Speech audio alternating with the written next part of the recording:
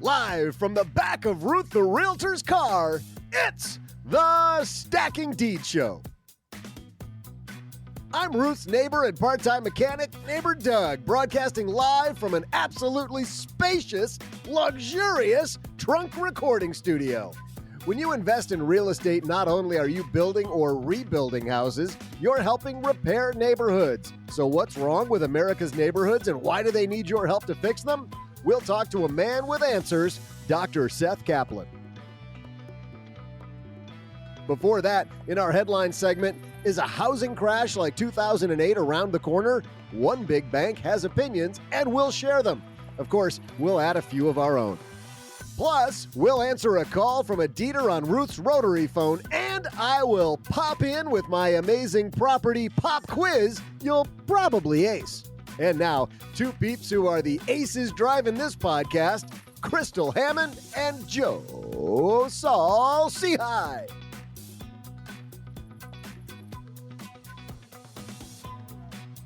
Well, hi there, Joe. Good to see you again. I feel like it's been forever, Crystal. I know. Hello. Welcome, everybody. Welcome to the show. Thanks for tuning in. Whether you're driving, walking, running, swimming, all that fun stuff. That'd be impressive. Those are some good headphones.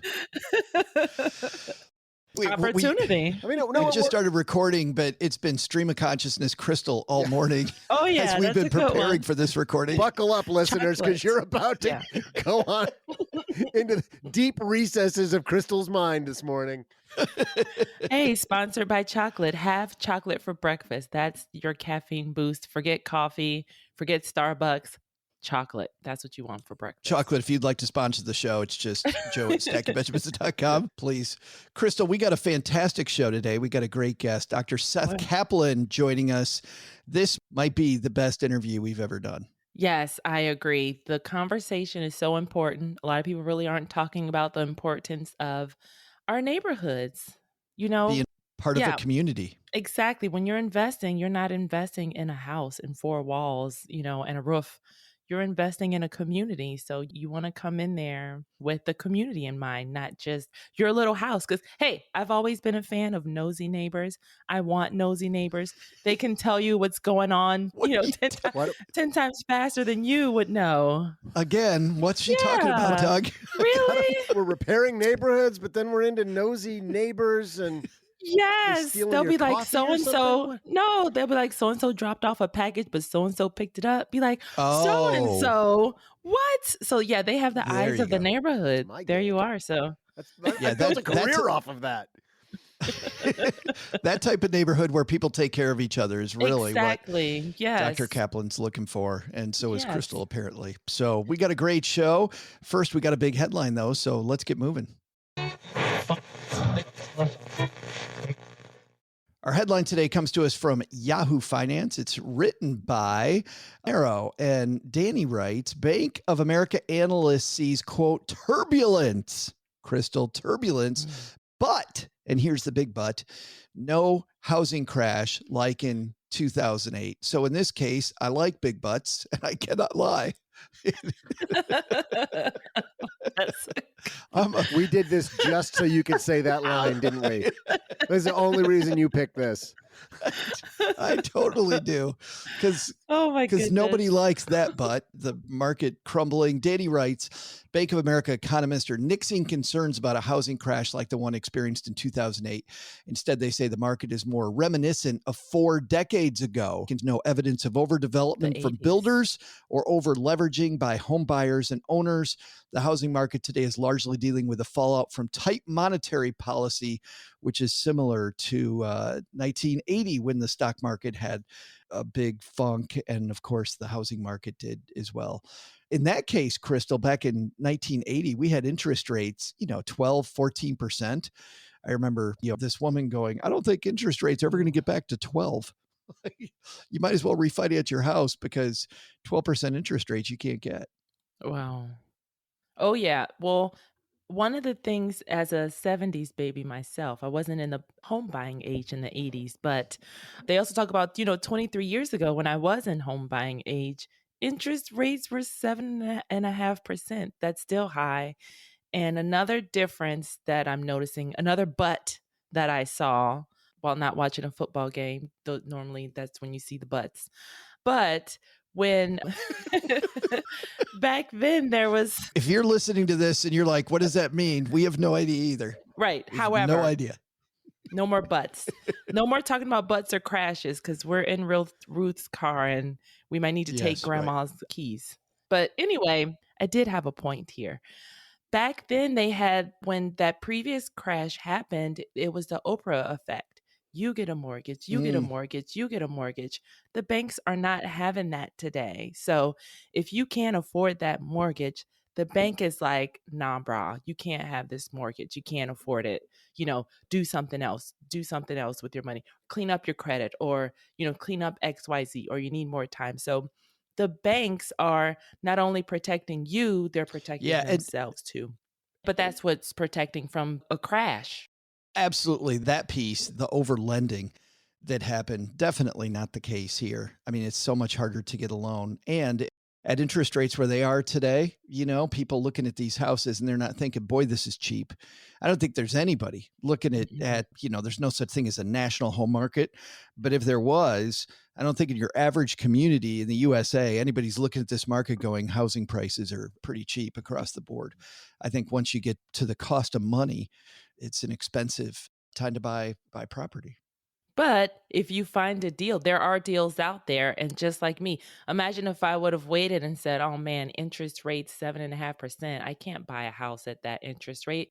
But I found a good deal that worked with my numbers. That mortgage on that duplex was cheaper than the rent that I was paying. Like even, having a renter there also, that helped with, hey, but this is still cheaper than renting. So definitely you want to do the numbers. Well, and that's the thing, Crystal, if you can afford to buy today because the house is a good deal, you can get the financing that you can get today. And listen, if you can afford that, you can afford then to refinance when terms are better later.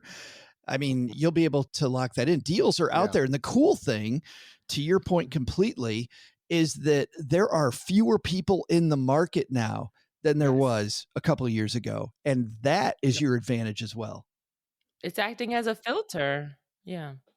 Is it though? Let me ask you guys, is it though, because I also know inventory is really low. So is it a bit of a seller's market right now? Oh, I totally think it is, Doug. And my point definitely wasn't that there's going to be deals galore. But when you do find the deal, instead of having 20 people jumping all over it because money's expensive, you might have 4 or 5 people going after the same property. Okay. And I think you said something very quickly, not under your breath, but it was like end of a sentence where it was like, if you can afford it or if it makes sense. And I think that's the key here. You talk about it has to, just because you might have found a good deal on an individual piece of property, that may be a good deal for that property, but how does it fit in your annual budget or your monthly budget? Because I hear now about like a lot of empty nesters. It's usually time to downside. And I just saw an article recently about what the normal move was to go from your 2,800 square foot house that you raised your family in and go down to like a 1,100 square foot house. You can end up spending more money on the 1,100 square foot house because of mortgage rates and where the market is, and it's a seller's market. And so it may not make sense for you and your budget right now, even though it's time to make that move. I'm an empty nester. You still have to do the math on where it fits with your cash flow and your budget. Yes, always do the math. Like we preach, do the math. We aren't preachers, but if we were preachers, we would preach, do the math. Not pass the collection plate. We would say, do the math. And Lord, you got yourself 2 good hands there, and you got to reach out to your friend in need. What the hell's going on? Who needs a mortgage. No idea what's going on with either one of you guys today. Holy cow. But I think that when we say do the math, we don't want to be confusing. The piece of the math that is variable is the interest rate on the loan. And that doesn't mean you want an adjustable rate loan. You don't. No. You want a fixed rate loan.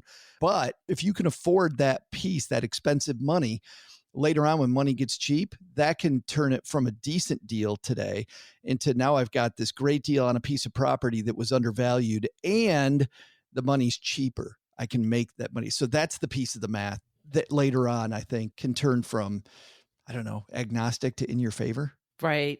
And also the interest rates too. Another issue with what was happening back then, like when there was a crash, was they're like, money's cheap, I gotta buy something. Money's cheap, I gotta buy something. Going back to what neighbor Doug said, and that's not necessarily true. Just because they were buying things that were way too big for their britches, just because money was cheap, they're like, I'm going to get as much house as I can because money's cheap. Interest rates are cheap. And then that blew up because they couldn't afford it in the first place. And that's on them. And that's on the lenders too, because they admitted their mistakes with just, you get a mortgage, you get a mortgage, you get a mortgage, instead of you get a You budget. get a budget. That should have been the first words. You get a budget.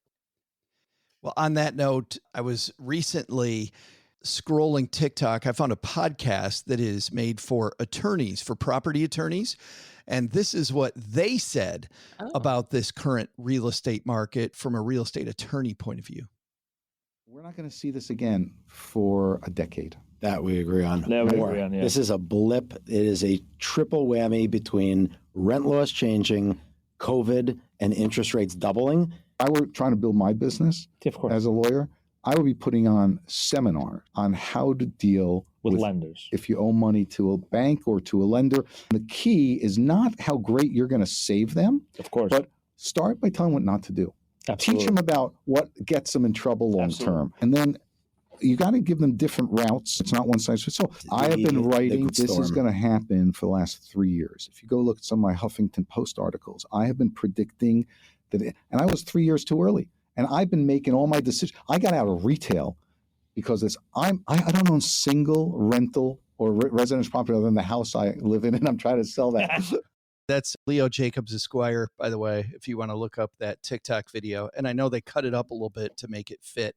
But he's saying, Crystal, that he got out of the real estate market 3 years ago because of the fact that with COVID, with some rent laws changing and with interest rates where they are, that this is creating a short-term washout. We're going to see in the next few months a bunch of adjustable rate mortgages come due. And when those adjustable rate mortgages come due, there is a cleansing about to happen. I'm feeling Doug's preacher voice coming on again when I say that, but there is a cleansing coming, but they agree with Bank of America. It's going to be a little short wash. A short wash? Well, and then that all depends on how you buy in the first place. The numbers, they speak for themselves. We don't preach, I'm going to stop saying preach, adjustable rate mortgages in the first place. So fixed rate, no surprises, doing your math, that lends also no surprises. COVID, that was a huge, huge, huge disruption to the housing market, to our lives, to everything. And now that we're coming out of that, there's a lot of differences. Like a lot of things will never be the same. Even going to work, going downtown, shopping downtown, none of that's been the same. So there are adjustments to be made. Where are people moving to? Where are people moving from? There are opportunities in all of those areas. Even the commercial space, they're looking to convert a lot of commercial spaces into residential just because that's the trend that's currently happening. So it's staying immersed in what trend is happening. Would you buy, retail in, right downtown? Maybe, maybe not. I think that's the big takeaway. Look for the long-term deal. I think that the trend is always going to change. And because real estate decision is a 30-year decision, not a 6-month decision, let this thing go. Realize that if you can, yeah, and it's not permanent, right? Yeah, but if you can lock in a long-term mortgage, whatever happens with the bigger market overall, not that important to you. And by the way, my little old property back when I bought, when interest rates were 7.5%, I opted for adjustable rate because that's what I could get into. Today it's 10%, and I haven't been able to refinance that place because redlining, but. Just know that, what adjustments are happening, what you have, what you bought, and you'll be fine. I'm fine. That interest rate reset over how many years? Almost 20 years. That's the gradual. So that just goes back to budgeting. Agreed. Well, speaking of redlining and marginalized neighborhoods, Dr. Seth Kaplan coming up next. He's a leading expert on fragile states. Normally, he has worked with the State Department and others in government and in education, looking at places like Detroit. Well, even before that, international governments. Yeah. And about the fragile states of governments in the United States. He's looking at the fact that our problems may be different. Believe it or not, he believes we have a strong government, contrary to what's been going on in Washington the last couple of weeks. We have very strong government systems, and we do not have strong neighborhoods. And so in this case, he's flipping the switch and is looking at neighborhoods. He's a lecturer at the Paul Nitze School of Advanced International Studies at Johns Hopkins University, one that I think a few people have heard of. He's worked with the World Bank, U.S. State Department, U.S. Agency for International Development, and OECD, as well as developing country governments and NGOs. But today he's on Stacking Deeds, talking about how you can get more involved with your neighborhood. But to get there, Doug, I think you've got some trivia for us.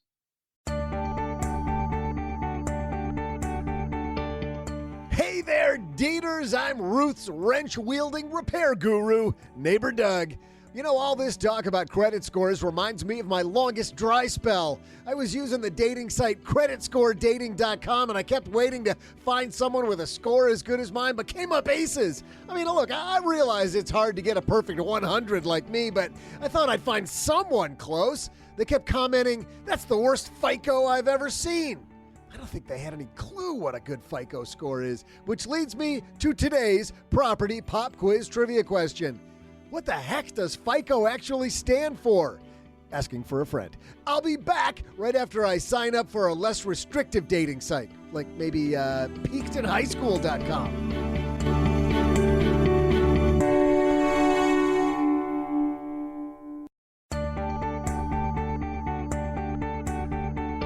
Hey there, daters. I'm high school legend and the Don Juan of the San Juan, Neighbor Doug.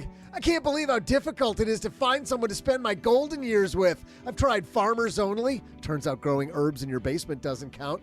Clowndating.com. The makeup irritates my skin. And mulletpassions.com. That is not at all what I thought party in the back meant. So it's back to the drawing board for this guy. Before I do that, let's get you an answer to today's Property Pop Quiz. The question was, what does FICO actually stand for?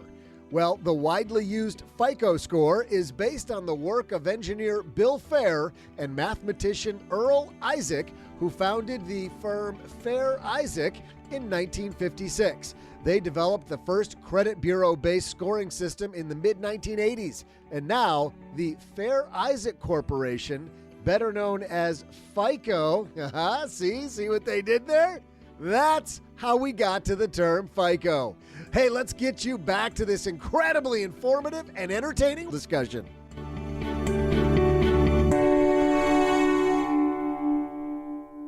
Crystal, I think this is our guest with his thumb out along the side of the road. Oh, yes. I love hitchhikers. Come on in. Thank you. And I hitchhiked not too long ago, not in this country and not in a safe environment. So I think I would take a second look at that before I do it again. Oh, that is funny. All right. Move over, Joe. Okay, so joining us. Move over, Joe. Yes, go ahead. Yes. And that voice is the voice of Dr. Seth Kaplan. I want to start here. The neighborhood is maybe the most significant unit by which we measure society. That is a big, big claim, my friend. What does that mean?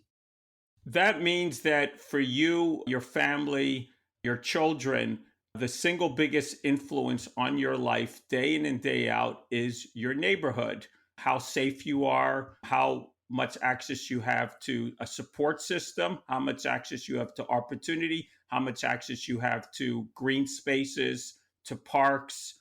I mean, even if you think about it, this is a real estate investing show, probably a lot of your money is invested in that house. If your neighborhood climbs in importance, or the whole neighborhood climbs in value, your asset will climb in value. But if that neighborhood became insecure or something about the neighborhood made asset values go down, you yourself would be financially at risk. So your life and your assets are very much tied to the fortune of your neighborhood. What I find fascinating, though, is that neighborhoods are not what you study. You study full-time gig, you study fragile states.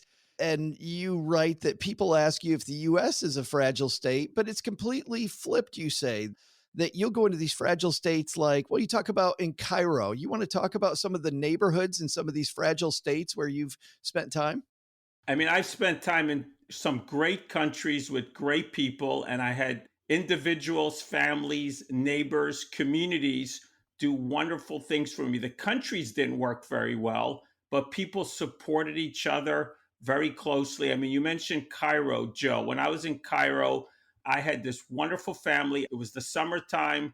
I walked around too much. I became dehydrated. I was in real trouble. I had no one to turn to.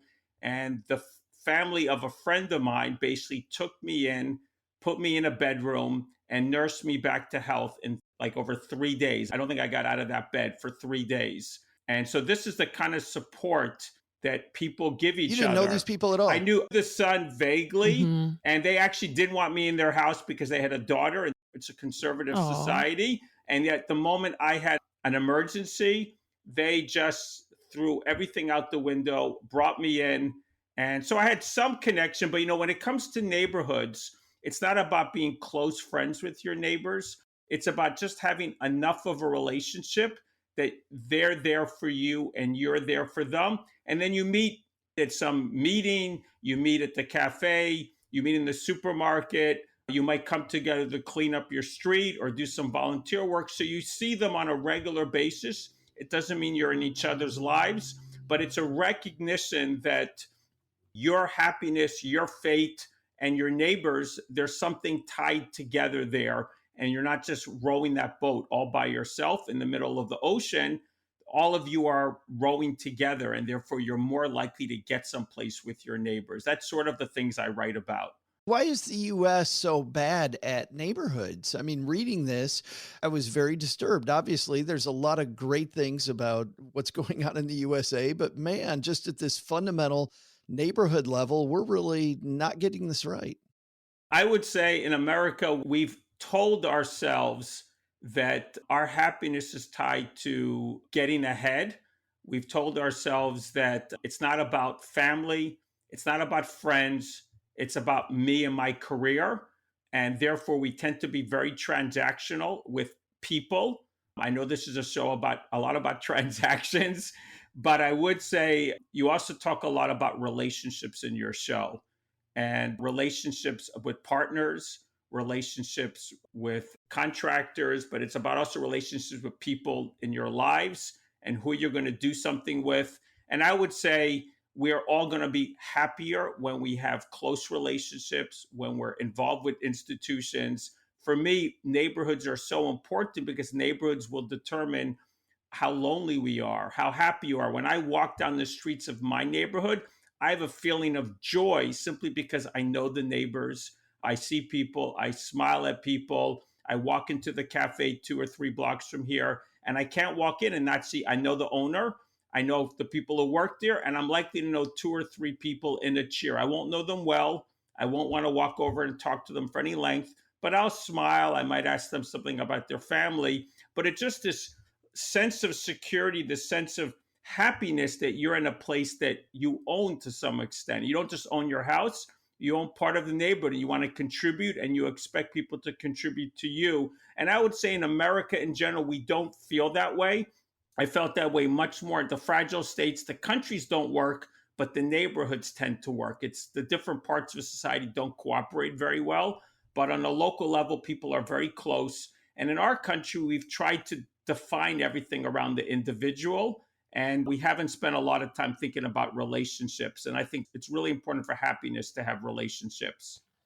And Seth, I love that you say that because that's what really drew me into your book and to you too, because as investors, protecting the neighborhood is kind of a foundation to your success. That's why, I'm developing in the neighborhood I grew up in on the south side of Chicago, because growing up, we would see these developers, rehabbers come in, they would rehab a unit, just throw any Section 8 person or just any kind of person in there. Then those people would terrorize the neighborhood, and then the cycle completed, because then they would totally mess up the house, and then it would go abandoned, and then another rehabber would come in, and they really weren't giving the neighborhood what they wanted. Yes. And so that's good to speak to you, and you can speak to our deeders about how to avoid becoming that kind of person that terrorizes a neighborhood, not welcome in the neighborhood, because you also went through that too, where the neighborhood, you did so much in Detroit, and they're like, this is not what we want. He's just going to come in and gentrify the neighborhood. Yeah, Crystal, this is actually, what's the guy's name? Chris Lambert. Chris Lambert. Yes, Chris Lambert. Life Remodeled, great vision and great organization. But he was a guy, to Crystal's point, went into this neighborhood like a bull in a china shop, Seth, and was going to do some rehab like a lot of, remodeling people do, going to maybe, quote, help out. And he got a bunch of pushback because he wasn't part of the neighborhood. I mean, it's so true. I mean, if you're going to buy property, I would like to think that you're creating a relationship with that neighborhood. Your success depends on the neighborhood. Are you building relationships in the neighborhood? Are you ensuring people trust you? Are you making a commitment to make not just that property better, but that street better, or that several streets better? And what can you do? If the streets are better, your property is going to be better.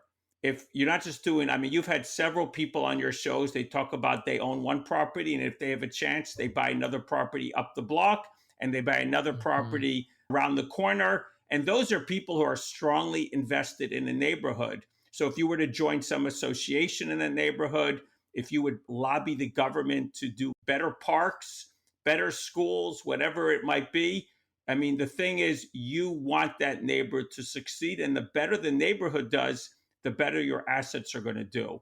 And so I would just urge listeners to think that their interests are so much tied to the streets and neighborhood where they are invested in, and think, what could they do to make those places better? I was thinking about that, about how if you are seen as integral to the success of the neighborhood, imagine when any project comes up, the leaders of the neighborhood are going to fill you in on those. And if you're seen as part of the solution, man, it's good for you. It's good for the people of the neighborhood. It's phenomenal what a cycle this all becomes. Chris, when he first went into this neighborhood, let's tell Chris's story a little bit, Seth, because I think this humanizes it. So Chris goes into this neighborhood. He wants to help this neighborhood rehab.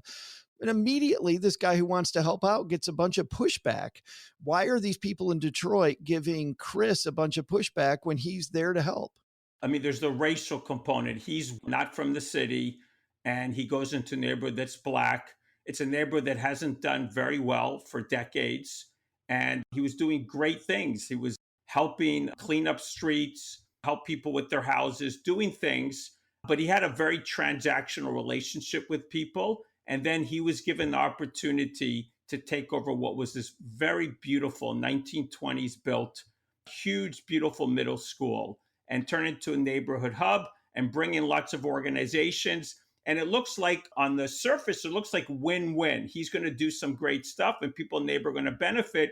But everyone's immediate reaction was, who are you, this outsider coming into our neighborhood? Why are they giving you our single biggest asset to you, an outsider, and not to one of us? And why should we trust you? And why is this not the first sign that you're going to do things in our neighborhood that are going to force us to leave? Because that's been the experience of a lot of people in Detroit. And so he had very honest soul, very much wanted to help people. He had to learn some lessons. And the things he did to turn this around, and he's a great guy, is he basically started sitting down with people and talking with them. He broke bread with them. He sought out the most influential people in the neighborhood. He eventually formed an advisory council of influential neighbors. He hired people from the neighborhood such that his organization was not a bunch of outsiders, but came to become, about half the staff came to become, or probably more, from the neighborhood.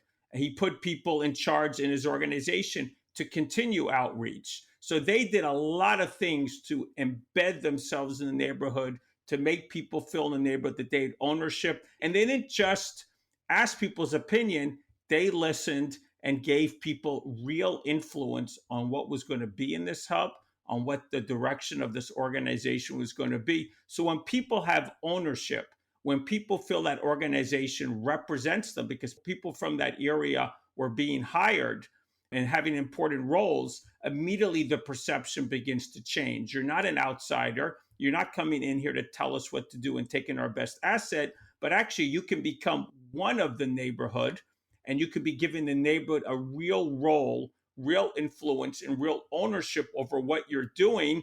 And everyone has a very different perception when they feel that they own something. It's like if you own your neighborhood on some level, you're going to want to give to it. If you have some ownership in this organization trying to do something in your neighborhood, you're going to want to contribute to it. So it's a completely different perception, but he had to build that. And there was a series of steps he went through to develop that trust, build those relationships. And eventually, I mean, he thrives, but it's a process. We should never feel if you go in, and even if you have good intentions, that people will perceive you as having good intentions. You have to earn the trust. And I think the most important thing that he learned is you earn the trust by showing up. You earn the trust by making yourself vulnerable, and you earn the trust by bringing in people, and eventually by proving that your words are not only words, your actions are delivering the things that you're promising. And that's very important. When your actions deliver results that people can believe in and they see it's true, they will really trust you and they will feel completely different about you. And then let's go back to even him getting the big building. One of the things they were upset about was that he got it for so cheap. It ended up being like $1 per square foot. A dollar, yes. Yeah, for $1. So I want the listeners to know that when you are in tune with the entities in the city, the neighborhoods, they have programs for people who want to come and help. So I guess that was the easy part, him getting that building for $1. I mean, it was a process. He had worked with the education authorities in Detroit for many years, renovating, helping schools, and they basically were desperate. I mean, cities like Detroit, I think Chicago, a lot of these cities, they have property and no one is investing in the property, and the wrong people are taking over the property. It could lead to, I don't know, drugs and criminals. And you want to turn things around and the city can't do it. So they really want people with the right mindset who are going to build up a neighborhood. They need you. All you need is the right relationships to find the right opportunities. This was not an open policy. I believe Chicago has an active policy. He had the relationship because he was gaining a very unique asset. He's gaining this huge, huge building. I urge you to look up his organization, see how beautiful and huge that building is. It's a humongous building. Yeah, what's the name of the organization again? I mean, that would be called the Durfee Innovation Center. The organization is Life Remodeled. Life Remodeled. Yeah. And then Life Remodeled, Chapter 4. I lived and breathed this for years. Believe me, page number, line number. Believe me, I've gone through that. So how many versions have I read of this book before we're finished? More than you want to know. Oh my God. When my book came out last year, it was the same thing. I was like, yes, that would be on page 87, paragraph 3. Yes, it's like a child. If you have children, they're a total joy. And then every day I'm also crying. So books are a little bit, I think actually worse. I'm pulling my hair out. So if I look a little bald, hopefully no one will see. And I'm not too bad. My wife is gray and she's younger than me. So I would just say that books and children are works of joy. But believe me, there are those moments you wish you could skip over those moments. Let's put it that way. I bet if you're redeveloping a house, you feel the same way sometimes. You're saying she's gray, so it even rubs off on her, like it's spilling out to your neighbor and the people around you. Crystal, what I really like about what Dr. Kaplan's saying here is that when you go into a neighborhood, even if you've got great intentions, like, number one, don't expect to be successful immediately just because you have a great idea. And certainly Chris's idea was a great idea, but also to listen. One line, Dr. Kaplan, I like that you write in the book is, you know, somebody told Chris to kind of sit back and just listen, because these people have had charlatans around them coming in with these capes on for the last 20, 30, 40 years saying, I'm different, right? Probably longer than that, actually. Yeah. But I would say that, you know, people in, let's call them distressed neighborhoods. I mean, some of it is racism going back centuries. Some of it is a lot of people with good ideas, but not a lot of knowledge. And then, of course, a lot of hucksters that come in and try to take advantage of them. And if you've experienced that, it's like what I experienced in Fragile States. People are very mistrustful of those they don't know personally. And you and I, we may live in a high trust environment. They live in a low trust environment, and they especially don't trust people they don't know that are not from their neighborhood. So you have to work hard to earn their trust. You have to literally think as part of your strategy. There's a material, technical part of your strategy, but I would always think for a good property, especially something you're looking at longer term, you need to have a relationship strategy, a relationship to the people, relationships to the place. Of course, I mean, I think people should be very careful when they choose places, and we could talk a little bit about that if you want, but it's wherever you go, don't think of yourself as the Lone Ranger. Think of yourself as you're going to be embedded in relationships with people, places, and institutions. And how will you act towards those? How will you earn their trust? How will you contribute? Because your contribution could do many good things for you personally beyond your asset, but also will come back and help your asset over time. Let's go just big picture here for a second, because there's a framework around neighborhoods that I think is important for people to understand. And then we'll go really tactical. But you talk about how this type of rehabilitation of our neighborhoods and of this fabric that is so hyper local, it's so important that it doesn't work from a top down perspective where the government kind of dictates from on high. It doesn't work organizations working almost on an iceberg by themselves. They're frozen out of everything else. That doesn't work. You say it's got to be horizontal. Let's talk about this horizontal framework of patching up our neighborhood. What does that really look like? Thank you. I always think very horizontal. I find a lot of people are baked into this vertical thinking. Somehow the answer is a politician or a policy. And I think those are important. We certainly could use different policies and different politicians in many places and areas. But I think ultimately the success of our country, the success of our society, the success of our neighborhoods very much depends upon our ability to work together. So horizontal to me means relationships across a neighborhood, and then ultimately across many neighborhoods. But if you're in a single neighborhood, the success of that neighborhood, and I could certainly point to academic studies, which you don't want to hear on this show, talking about the social cohesion, or what we call the collective efficacy, the strength of institutions and norms in a neighborhood. The better they are, the better the neighborhood will be day to day, the safer it will be, the better it will respond to crisis. And I'm just going to give you a very practical example. Last week, my daughter was coming back, first week of school. She's in a carpool. We have like a neighborhood school, except it's not actually in our neighborhood. So she had a lot of the classmates here, but she went back and forth. She came home, came in the front door, and immediately said to my wife, and I was standing there, that 6-year-old on her scooter in front of our house is going to get run over, because we happen to be about a half a block from not a major, but a semi-major road, and cars turn the corner and they're not going to see that 6-year-old. So my wife, we have a baby. My wife took the baby, handed it to my daughter, 11 years old, and she immediately ran out of the house to talk to that, actually to chase that kid back to his house, if I may say so. And we know the neighbor. We don't know them well. I wouldn't call him a close friend, but somebody I know, I talk to on the street. I know what he does, something in insurance, and probably house insurance or something like that. And I know their family. And she acted as if she owned the neighborhood, and that child's safety was her mission. And when you live in a place with strong horizontal relationships and strong, what we would call collective capacity, collective efficacy, excuse me for that word here, but when we have that, people take ownership for each other. They knock on doors if they think someone's alone and maybe older and they need to be checked in on every now and then. They watch for the kids in the streets. If there's someone suspicious, they're going to call the police or call someone local. They're doing things day in, day out to make your neighborhood better. And that's what I mean by horizontal. Horizontal is we are in horizontal relationships. We're like a community.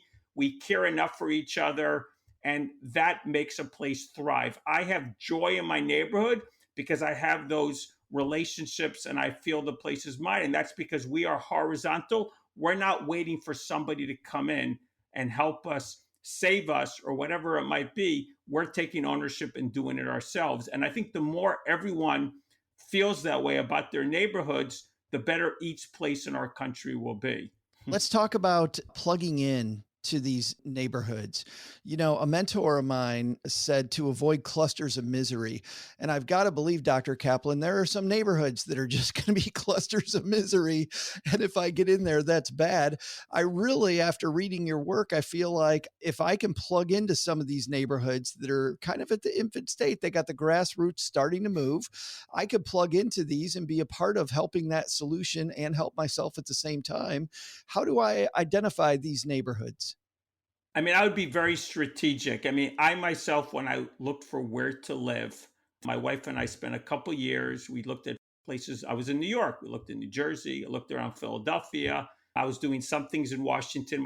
My career in Washington took off after we came. I didn't know what would happen. So I looked at 5 or 6 neighborhoods between Washington and New York. And I was looking for certain things. So I was very systematic about it. But the way I would do it is, I would look on I don't know where people are and what they're looking at, but you want to start with the map.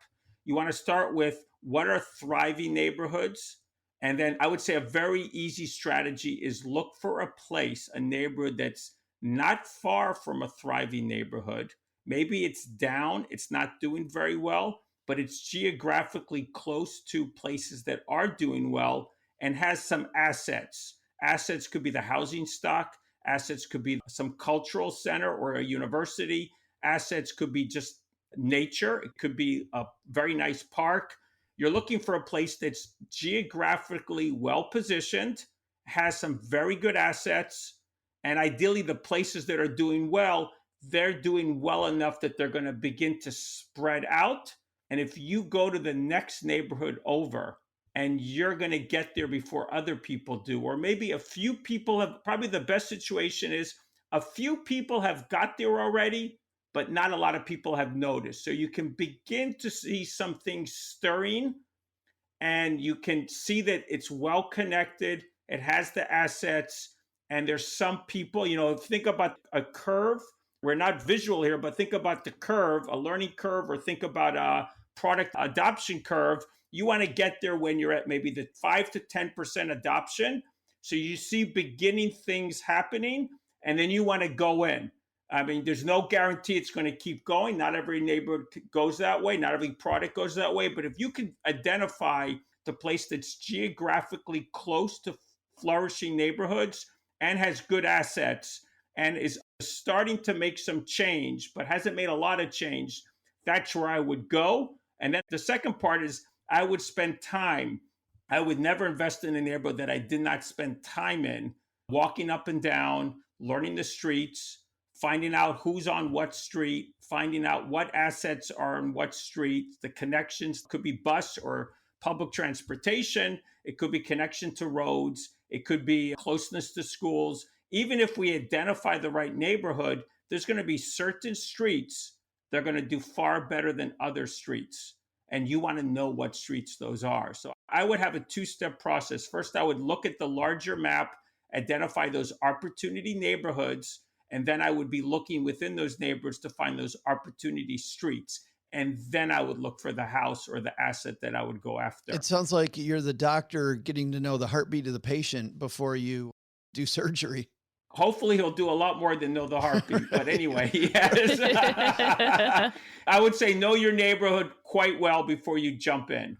Yeah. We also did a show on how trails add value. Remember, like the bike paths and things like that. So that's something cool to look for also. That's a potential asset. I mean, some assets can be built relatively easily. Like that could be built with some effort, as opposed to if there's a company, a university, some parks, things like that. They're not so simple to recreate or build so quickly. So yes, anything that's an asset, again, good location, and you want to have assets. You always want to build on things that have potential for growth. I only have 2 questions left on my end. And one is, it seems to me, and maybe I'm reading this into the book, but really a little bit of a cross-cultural nature is better than much more of a monochrome nature when it comes to the cultures of the people that live in that neighborhood. I would guess you would think a cross-cultural neighborhood would give it a little bit more vibrancy. I mean, that could be an asset. Again, places that have, for example, places with immigrant communities, strong immigrant communities are places where usually the immigrants come, they're very close knit, they have very good relationships. I mean, this is not true of every immigrant group, but many immigrant groups are like that. They're cohesive and they will invest in the places that they live. And so, one thing to do is to find those places. But of course, like Queens, I'm from New York, so forgive the New York bias, but there's parts of Queens that are as diverse as any place in the world. And the streets are just exciting. They're energetic. I mean, they're a joy to walk around and see restaurants from 6 different countries in 2 blocks. But I also think the fact that it's full of immigrants that are investing in their places and they're moving up the income brackets and they're doing well. As they do better, the neighborhood will do better. So that's certainly also a very good place to target. Last question I had for you was about architecture, which I didn't find in the book, but I think you'd have an opinion on. I feel like as you're rehabbing these homes, you might be a better part of a neighborhood with maybe like an open porch or inviting landscaping. Like this ties the houses that you're rehabbing more into the neighborhood. Have you thought at all architecture on the neighborhood?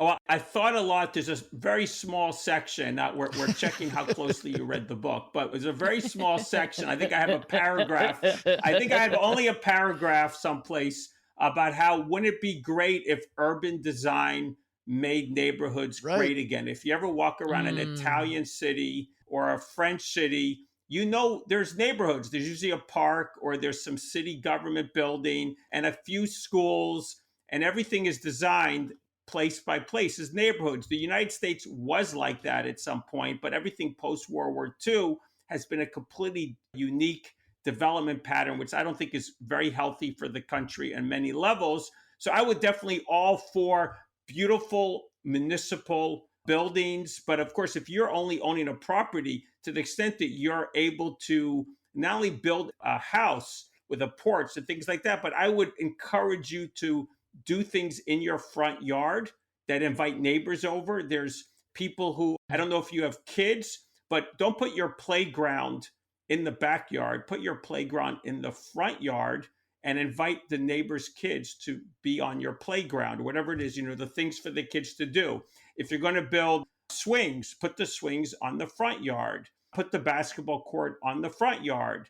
I mean, it used to be that houses were built open and outward, forward, and then we built everything in the backyard as if we didn't want to talk to anybody. So I would very much encourage that you not only build your property to be open and welcoming, but use your property, your front yard, and your just general manner with people to be inviting and to say, we're happy for you to come and spend time with us here. And you can literally change the culture of your block if you take a few steps that are proactive to reach out to other people. And you can use your property all for that, or you can use the street. I don't know if you have to be in a bit of a non-busy street, but you could use the street as well. And if you take the first step, I'm confident others will follow. It's funny, Crystal, one thing I like about this project is Dr. Kaplan says that, you could take 2 people with opposing political views and get them in a room to talk it out and nothing will happen. But if you put them on an action-oriented project like restoring the neighborhood, you can have a Republican and Democrat next to each other, shovels out, and everybody's on the same page. Yeah. We're partners in making our places better, where we don't talk well with each other when we're talking about these faraway policy disagreements. So honestly, I would even advertise, don't put political signs. I don't know if either of you have, don't put political signs on your front yard. Put a sign saying welcome, or I care, or we care, or say hello, or something like that. Let's get politics off our front yard, and let's know each other, and let's find ways to cooperate with each other horizontally. We'll all be happier if we focus on something we can make better, as opposed to something we can much more directly control. Yeah. Something we can control. Exactly. We can control the fate of our neighborhood. We can't control the fate of something in Washington. The book is called Fragile Neighborhoods, Repairing America One Zip Code at a Time. And as of today, Dr. Kaplan, it's available everywhere, I think. Find me on LinkedIn. The best way to find me is on LinkedIn. I'm very active on LinkedIn because you have longer conversations with people there. So look for me, and I'm more than happy to talk to anybody. So thank you so much, Crystal and thanks Joe. for helping. Yeah, the pleasure is all mine. The pleasure is all mine. Like a lot of things totally would never have thought of. All right, now get out of our car. Yes, we need some more elbow room. Hitchhiker. This is the best hitchhiker ever.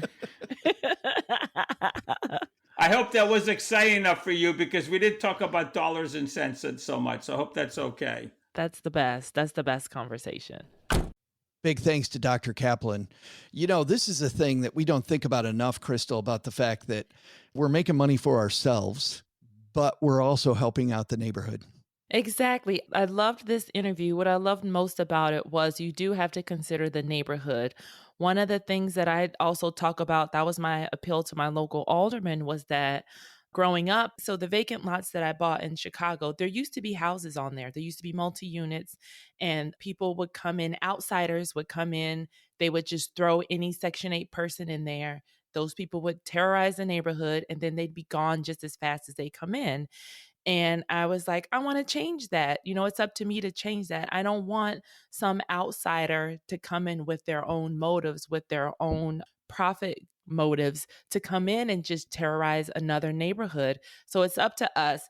And he did say that he's like, the city has loans, the city has land, the city has programs, the city has grants to help people who want to do the work, that are in the community, that know what the communities and the neighborhoods want, and they pay them to do the work to develop the neighborhood. The city can't do it themselves. It's the city, it's the government. They move at the speed of government. They move at the speed. You know what I mean? Like, I can do a lot more because I know, I lived there. I grew up there. I know what they want.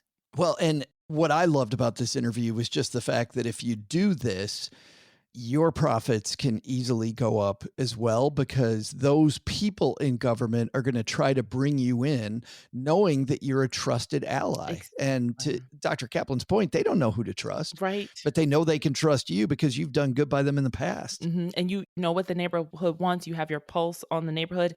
And even I'm coming from a really awesome conference in Chicago. It was the Chicago Build Expo. We should have had a microphone with you there. I know next year I will have a microphone, but it was really cool because there were people from the city of Chicago. They were there and they were like, hey, you know, you're a woman, you're a minority. We need to talk to you. You guys aren't, you know, coming to the city to do stuff. And we see so many other people doing it. And it was cool because she's like, these are the certifications you need. Here are the websites, here are the workshops you should take that the city so much help for free. And then yeah, totally didn't know. And then there was a booth, the county, Cook County. So the local county, they have programs. So it's like just going to this expo, I met so many government officials. And like, you know, I also saw that, you'll see this on my Instagram, there's a place that makes cabinets out of recycled water bottles. Like, not wood cabinets, they're made out of recycled water bottles. And you would never know the difference. They looked amazing.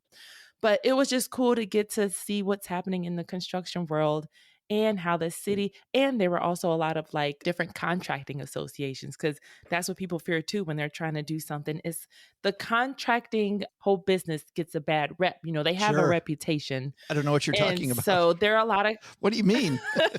But there were, not the construction workers, but there were a lot of cool construction and contractor associations that were there. And they were like, yeah, we actually train contractors. We actually have a mentoring program. So if you submit work for us, we actually have our own internal like estimator.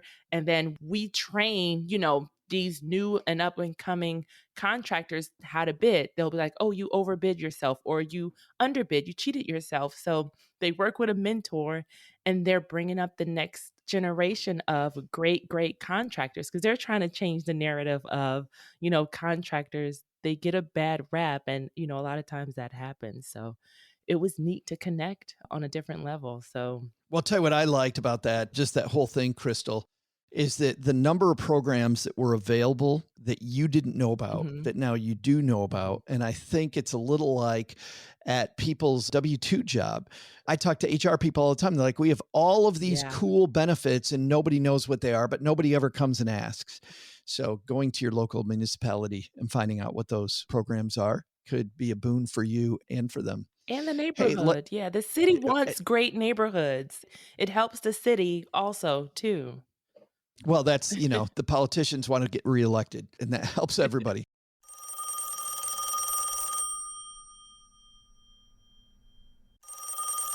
Whoa, wait a minute. Is the phone actually ringing this week? It is. It is. Let's see who's on the rotary. Hey, Joe and Crystal and Doug. This is John in Coeur d'Alene. I have a 17-year-old and a 16-year-old who will be heading off to college in the next few years. Right now, both are considering schools relatively close to each other in the same town. Thinking about buying a rental near their schools. The goal would be to charge them some reduced rent and hopefully have them find a few roommates that I could charge market rent. Or maybe even let my kids live for free and subsidize the mortgage completely with their friends. Sort of a room and board hack instead of a house hack. My question, does having family members as tenants create any weird taxation issues that I need to be aware of? What if I go down for a long weekend to work on a rehab project or just to visit? Can I stay at that house with my kids? Or does that blur too many lines between personal and business? To further compound things, what if I were to use a 1031 to purchase that rental? Does that change anything or otherwise make any of those other overlaps worse? Thanks. John, great question. I want to start with Crystal with just this idea in general, because I think he's got it half right. Mm-hmm. Yes, definitely. I think number one, buying a house in a college town is you're always going to pay a lot for a house in a college town because we talked about competition. Mm-hmm. There's going to be more competition for those properties. So it's going to be harder to find a quote great deal in a college town, but you're also going to find more stability in the rent. Oh yeah. Because we know, Crystal, every year there's a new flock of people looking for housing. And so we don't have to worry about being in an area like, we talked about Vegas rents, right? Mm-hmm. Depending on the economy in Vegas, things are going to go up and down. Well, the economy in a college campus, probably going to be pretty good most of the time. So that's number one. You've got some stability. But number two here is that, John, there's something you should be doing, which is this. You want to make your child your property manager. And you want to pay them to be your property manager. And what happens then is that you look at what it costs your kid to go to school. You figure out how many hours you can legally pay them because you have to have the kid do work. And now you have them stay in the house and you pay them money and then they pay for their own college. So John's probably in a decent mid-level it's John. He's a Dieter, right. So he's probably in a way high tax bracket. Awesome. Probably just he's awesome. Freaking brilliant because he's with us. So John probably is making money hand over fist.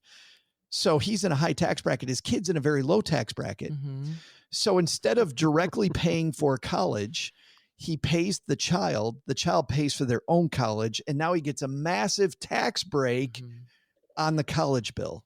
You want to do that too, John. So that's number one here.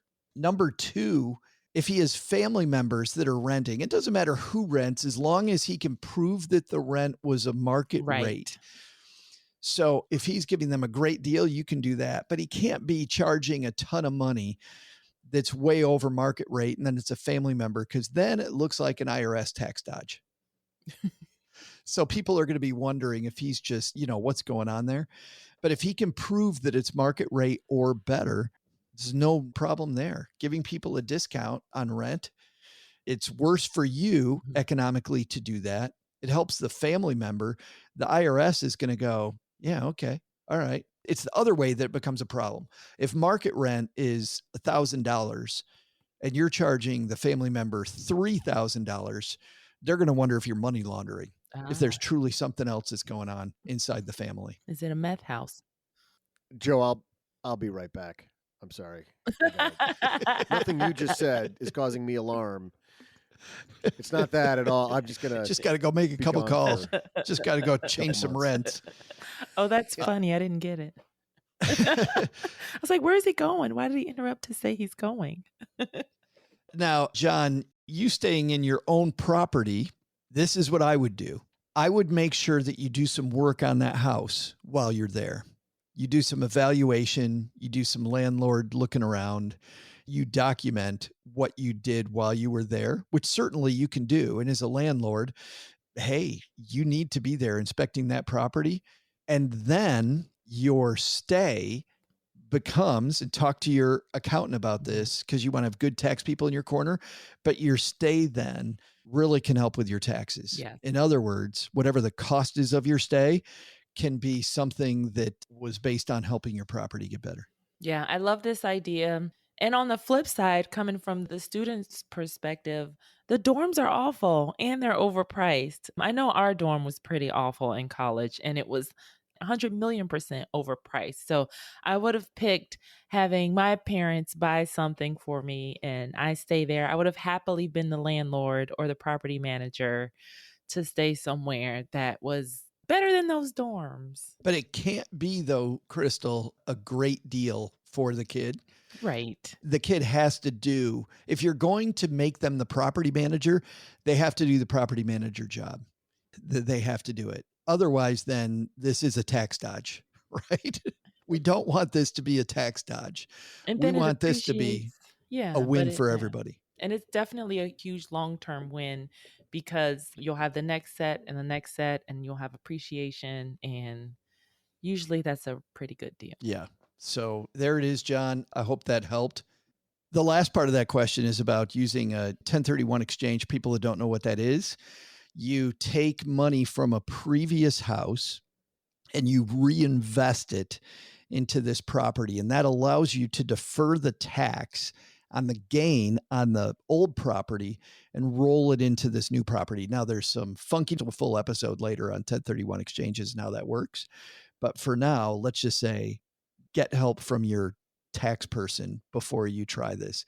That doesn't do anything to it, John. The 1031 is the 1031. Where that money comes from, if you stay there and you work on the property, perfectly legal. If you're evaluating the property, perfectly legal for you to stay. It's your rental property.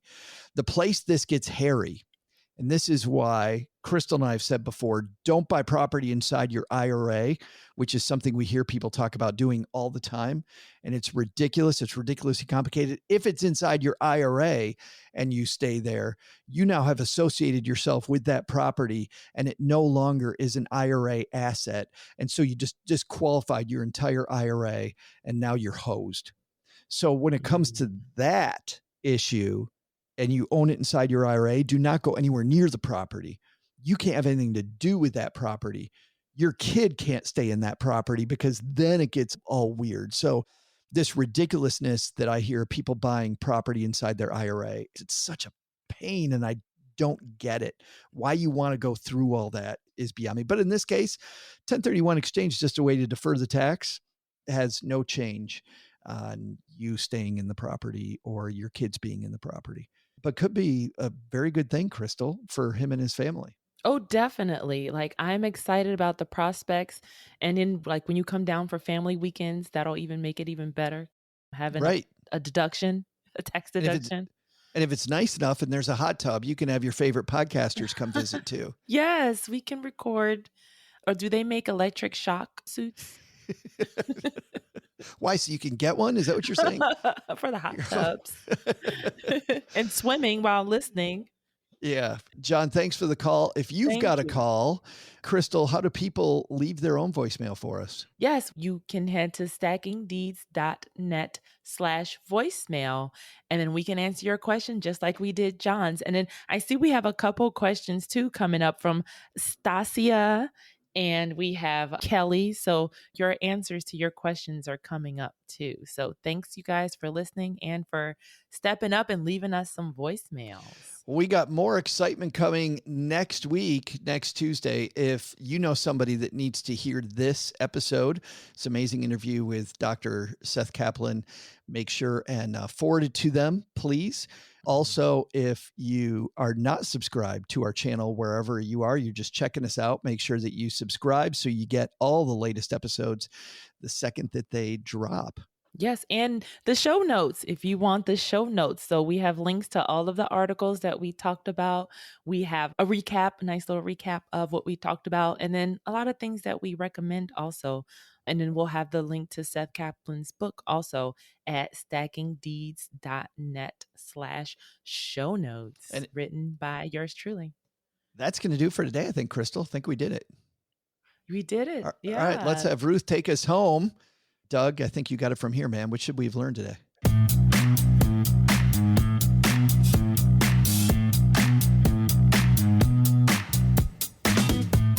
Well, Joe and Crystal, first, take some advice from Dr. Seth Kaplan. Not only can you help yourself grow your real estate empire, you can also help grow a neighborhood with the right approach. Work with local leaders, and you could find deals galore. Second, market crash? Well, not likely. There certainly is change a-coming. Are your reserves solid and are your interest rates locked? If so, you have little to worry about. But the big lesson? The next time you see Ruth about to hit one of those speed bumps, could you maybe give me a little knock on the trunk a second or two ahead of time? I'm trying to brew herbal tea back here. Let's just say it'd be a lot more relaxing without the second-degree burns. Thanks to Dr. Seth Kaplan for joining us today. You can find out more about his book, Fragile Neighborhoods, Repairing America One Zip Code at a Time, wherever books are sold. We'll also include an affiliate link in our show notes at stackingdeeds.net/books if you'd like to pick up a copy and help support the show.